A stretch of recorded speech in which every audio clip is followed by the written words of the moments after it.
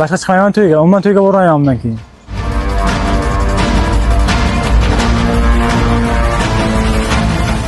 Ortimda turgan 5 nafar shovvoz Toyloq tumani ichki ko'chalari bo'ylab nikoh to'yi marosimida o'zining hurmatcha qiliqlari bilan hammani o'ziga qaratgan.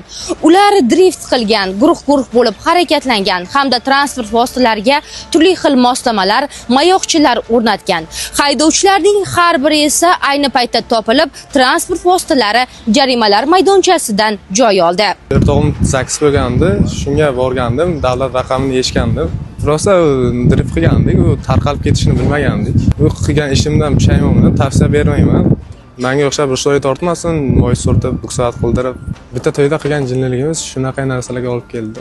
Takrorlanmaydi, pushaymonman. Bilmadik bunaqa oqibatlarga olib kelishini. Yashimizdan pushaymonmiz. Boshqa chiqmayman to'yga, umuman to'yga bormayman undan keyin. Xulosa qildim, hech kimga maslahat ham bermayman. Qilgan ishimdan lekin ancha pushaymonman. To'y marosimiga qatnashgan edik. Shu sababli bu yer jarima maydoniga kelib turibmiz. Qilgan ishimizdan pushaymonmiz. Qaytib bu ish takrorlanmaydi. Biz hammalaringizdan uzr so'rab qolamiz. Bu ish qaytib takrorlanmaydi. Boshqalarga bunaqa narsani tavsiya etmaymiz.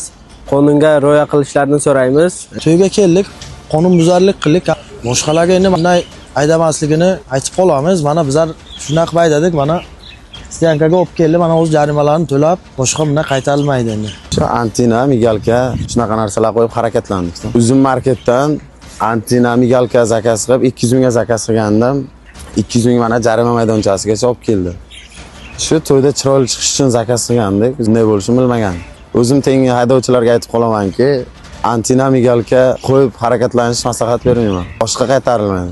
Nikoh to'yi marosimlarida guruh-guruh bo'lib harakatlangan 5 nafar haydovchilarning 3 nafariga nisbatan guruh-guruh bo'lib harakatlanganligi sababli O'zbekiston Respublikasi Ma'muriy javobgarlik to'g'risida kodeksining 129-moddasiga asosan, shuningdek, bir nafar Gentra rusumli avtoulov haydovchisi davlat raqam belgilarini o'z boshimchalik bilan yechib olib, transport vositasini qo'l tormozini tortib, joyida tezlikni saqlagan holda shinalarni sirpantirib, yo'l bezorligini sodir etganligi sababli Ma'muriy javobgarlik to'g'risida kodeksining 128-10 moddasining 1-qismiga asosan hamda bir nafar Gentra rusumli avtoulov haydovchisi transport vositasining oldi qismiga yalt-yalt etib yonuvchi mayoqchalar, shuningdek, yukxonasiga turli ko'rinishdagi antina moslamalarini o'rnatib olganligi sababli Ma'muriy javobgarlik to'g'risida kodeksining 127-modda 2-qismiga asosan ma'muriy bayonnomalar rasmiylashtirilib, to'plangan hujjatlar jinoiy ishlar bo'yicha Toyloq tuman sudiga yuboriladi. Hurmatli haydovchilar, bu kabi holatlardan o'zlaringizga kerakli xulosa chiqaring.